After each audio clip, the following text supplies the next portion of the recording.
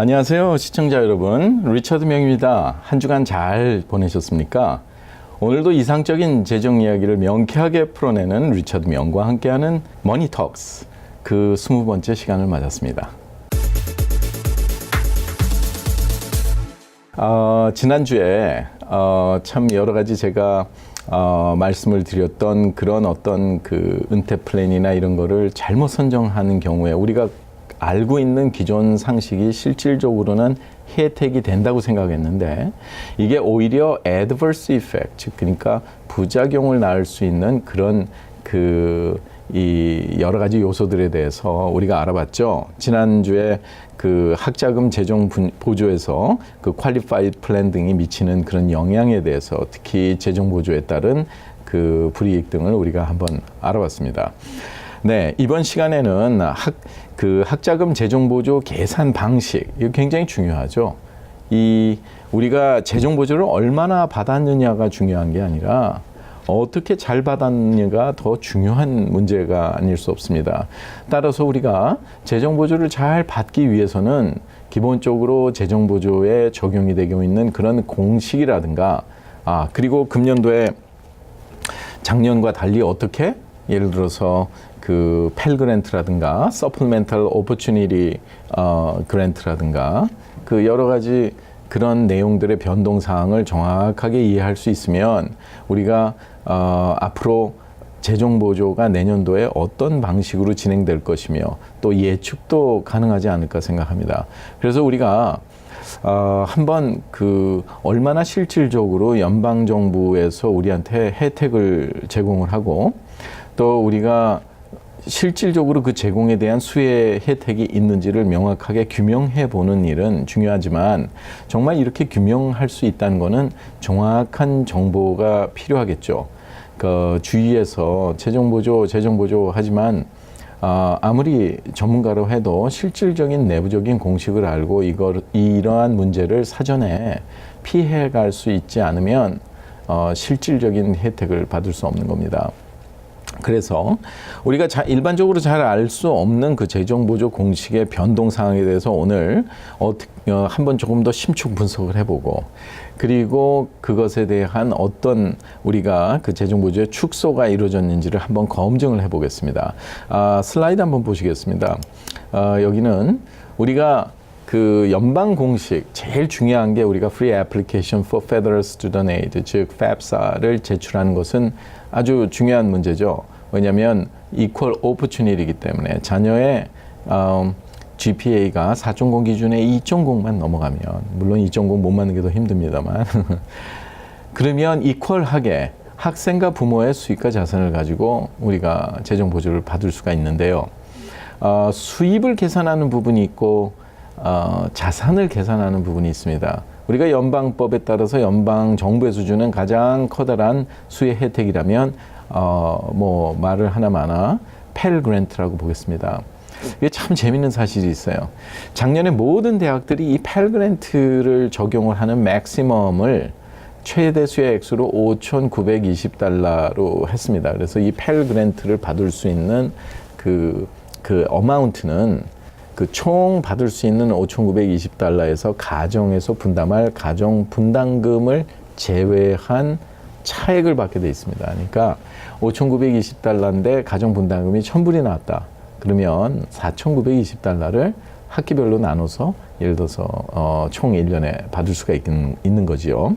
근데 참 재밌는 사실이 지금 연방 사이트에 접속을 해서 우리가 한번 확인을 해보면 $6,095라고 돼 있습니다. 근데 $6,095라고 받은 학생을 거의 볼 수가 없었습니다. 그래서 실질적으로는 우리가 실질적인 데이터의 기준에서 계산하는 것이 좋기 때문에 일단 작년에 $5,920가 맥시멈으로 받았다고 우리가 생각을 하고 이제 내년도 진학하는 학생들은 연방정부가 $6,195라고 우리가 그렇게 이제 디파인을 했는데요.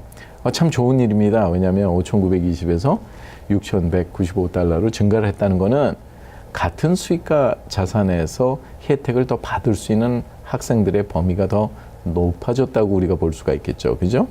하지만 실질적인 차원에서 우리가 계산해 보면 지금 보시는 이 테이블은 우리가 IRS에 들어가면 그 테이블이 있습니다. 그 테이블에 Education Savings and Asset Protection Allowance 테이블이라고 있기 때문에 이제 거기서 우리가 비교를 할 수 있는데 실질적으로 이제 그 다음 슬라이드를 우리가 보면 이제 Federal Student Grant Program이라 그래서 여기에는 우리가 펠 그랜트도 있을 수가 있고 Federal C역이라 그러죠. Supplemental Educational Opportunity Grant도 있고 뭐 아프가니스탄 쪽에서 피해를 입은 그런 피난민들에 대한 주는 것도 있고 뭐 택 그랜트도 있고 여러 가지가 있는데요.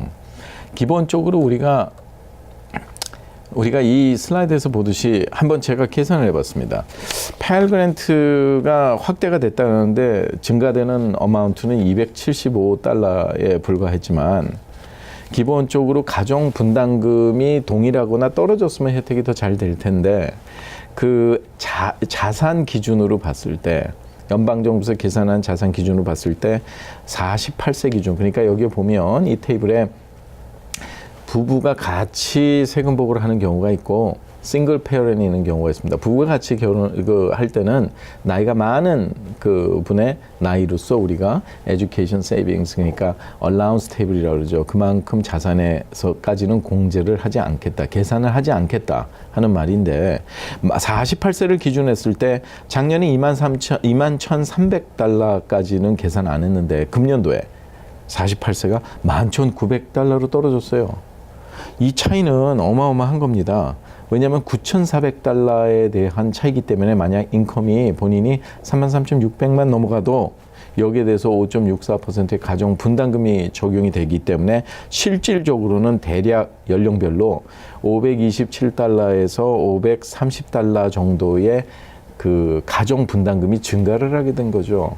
그 말은 펠 그랜트에서 275달러를 증가시켰지만 가정 분담금의 증가율은 그 에셋이 넘어가는 분들에 관해서는 거의 527달러에서 530달러가 가정 분담금이 증가를 했기 때문에 실질적인 예를 들어서 우리가 혜택을 보면 거의 한 7, 80달러 정도의 차이가 난다고 보겠습니다. 그만큼을 연방 정부는 재정을 세이브할 수 있는 거죠. 펠 그랜트를 지출을 안 해도 되는데 미국의 27,000개 고등학교에서 300만 명이 졸업을 합니다. 이 중에서 이러한 수입과 자산 내역에 해당이 되는 그런 펠 그랜트 수의 학생들을 보면 거의 머저리를 우리가 대부분을 볼 수가 있는데요. 만약에 한 100만 명이 만약에 한 300달러만 덜 받아도 어마어마한 $300 million 연방정부에서 예산을 절감할 수 있는 거죠. 그러니까 기본적으로 이런 게 어떤 임팩트를 가게 하냐면 이렇게 줄이지 않았으면 재정보조는 전체 총 들어가는 비용에서 가정분담금인 EFC를 뺀 차익에 대해서 퍼센테이지를 주는 거니까 주립대학들이나 일반 대학들의 그 부담률이 굉장히 높아지겠죠. 그러니까 우리가 보면 연방정부에서 덜 주게 되면 나머지도 당연히 부담을 많이 가질 수밖에 없는데 하다 보니까 대학들마다 가정분담금을 어떻게 하면 자체적으로도 평가를 할 때 좀 더 높여서 평가를 할 수 있을까, 그러면서 마케팅으로 볼 때는 더 많은 지원자가 지원을 하게 할 수 있을까, 이런 거를 많이 고심을 하게 되겠죠. 그래서 기본적으로 우리가 그 대학에 들어가면 넷 프라이스 캘큘러라고 지난주에 제가 한번 이 슬라이드를 보여드린 적이 있습니다. 이렇게 디스클레이머를 해놓고 여기에 그 부모들이 이렇게 입력을 하면서 내가 주문했더니 이 학교는 얼마나 들겠구나 했는데 넷 프라이스, 즉 부모가 부담을 해야 되는 그런 비용이 굉장히 높다면 그 대학을 지원할까요, 안 할까요? 그리고 인컴이 높은 분일수록 지난 시간에 말씀드렸던 401k라든가 이런 데 컨트리뷰션을 많이 합니다. 그리고 인컴이 높은 분일수록 대부분 자녀 교육비에 많은 비용을 들여서 자녀들이 우수한 자녀가 많이 나올 확률이 높겠죠. 근데 그런 자녀들이 너무 재정 부담으로 인해서 그 대학을 지원하지 않는다면 대학에서는 첫째로 우수한 인재를 뽑는 데 많은 영향을 받게 되고, 그리고 또한 그 애플리케이션의 수입 굉장히 많죠. 금년에 NYU, 뉴욕 유니버시티 같은 데는 75,307명이 어플라이를 했습니다. 한 사람당 거의 100불씩만 애플리케이션 피를 내도 어마어마한 수익금이 들어온다고 보겠습니다. 그러니까 대학에서는 실질적으로 많은 학생들이, 좋은 학생들이 지원해 주길 바라기 때문에 이렇게 가정 분담금을 크게 높이지 않는 방향으로 계산을 해서 보여주는 학교들이 많습니다. 꼭 모든 학교들이 그렇다는 건 아니지만 주립대는 이런 확률이 좀 적은데요. 사립대는 이런 트렌드가 굉장히 강합니다. 그런 문제도 있고, 또 하나는 이제 합격선에 따른 우리가 그 레인지가 있죠. 이제 제가 이제 정리를 하나 해봤는데, 예를 들어서 학교마다 SAT나 ACT 스코어가 몇 점에서 몇 점 정도가 들어온다 하는 게 있는데, 한번 생각을 해보십시오. 보면 학생들은 내가 만약에 이 학교가 1285점서부터 합격인데 내가 1300이다 뭐 이러면 그 학교를 당연히 지원을 하려고 들겠습니다. 그러나 대학에서는 뭐 특기생이라든가 뭐 체육을 한다든가 여러 가지에서 성적이 낮더라도 어떤 큰 어치먼이 있을 때 그런 학생들을 소수를 뽑습니다. 그러면 그 학생들의 성적 레인지가 밑으로 깔리기 때문에 그 중간에 해당하는 하위 선에 있는 학생들이 많이 지원을 하겠죠. 대학에서는 절대로 손해보지 않습니다. 만약에 1285가 아니라 1350이라고 가정을 하면 1450에서 1285 사이에 있는 학생들은 지원을 안 할 것이기 때문입니다. 따라서 이렇게 여러 가지 면에서 재정이라든가 진학적인 면이라든가 이런 쪽에서 대학들은 많은 학생들한테 지원해 주길 바라고, 또 그런 레인지에 있는 학생들한테 엽서까지 보냅니다. 그래서 우리 학교에 예를 들어서 무슨 설명회가 있으니 와라, 우리 학교를 지원해라 하면서, 엽서 비용 얼마 안 들지 않습니까? 그러나 애플리케이션 한번 내는 데는 거의 80불, 100불이 들어갑니다. 그렇기 때문에 이런 여러 가지 내용이나 문제점들을 여러분들께서 잘 고려를 하시면 자녀가 대학을 진학을 하거나 재정 보조를 신청을 하거나 이런 부분에 있어서 굉장히 그 혜택을 받을 수가 있는데요. 그 노력을 해도 결과가 나타나고 노력을 하지 않아도 결과가 나타나는 건 마찬가지입니다. 하지만 그 결과는 다릅니다.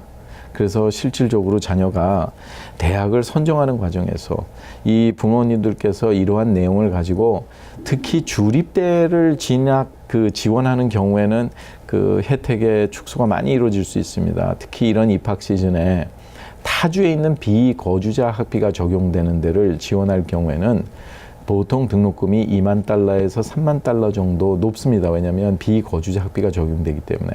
하지만 그 대학 자체에서 그 주 정부의 보조금이라든가 여러 가지를 지불하지 않아도 되기 때문에 요즘의 경향은 주립대에서는 대부분 자녀를 이제 합격률을 out of state 비거주자 학비가 적용되는 그런 학생들의 합격률을 좀 높여가고 있습니다.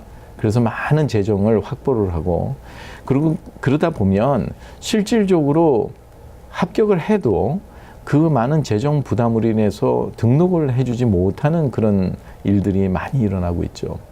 네, 만약에 합격을 했는데 등록을 해주지 않을 거라면 처음부터 그 시간을 절약을 하고 비용을 절약을 하고 에세이 하나라도 쓰는데 얼마나 많은 스트레스가 가겠습니까? 이런 노력을 절감을 함으로써 실제 원하는 대학들을 타겟해서 우리가 진행을 할 수 있는데요. 그렇기 때문에 전략적인 대학의 선택, 특히 사립대를 위주로 많이 편성을 하시는 그런 방안이 적극 추천된다고 하겠습니다. 네, 오늘도 여러분들과 같이 이렇게 한번 분석하는 방법을 우리가 접근해 보는 건 굉장히 의미 있는 일이라고 생각을 합니다. 그렇기 때문에 우리가 앞으로 자녀가 대학을 준비할 때도 커다란 참고가 되겠고요. 그 다음 시간에는 가장 궁금하신 분들이 많은 부분이 뭐냐면 이제 기러기 과정, 그리고 국제 학생들, 인터내셔널 스튜던트는 그러면 어떻게 재정 보조 받을 수 있는 방법이 없나요? 아니면 기러기 과정은 영주권자니까 자녀들이 받을 수는 있지만 어떻게 해야 최적화된 방법을 할 수 있는지, 이런 여러 가지 기타 문제에 대해서 우리가 알아보도록 하겠습니다. 예, 오늘도 밤이 깊었습니다. 네, 여러분들 가정에 늘 평강하시고 다음 주 이 시간에 또 리차드 명과 함께하는 머니톡스 다시 뵙도록 하겠습니다. 감사합니다. KTN 머니톡스는 학자금 무상 보조의 모든 것 AGM 인스티튜트 제공입니다.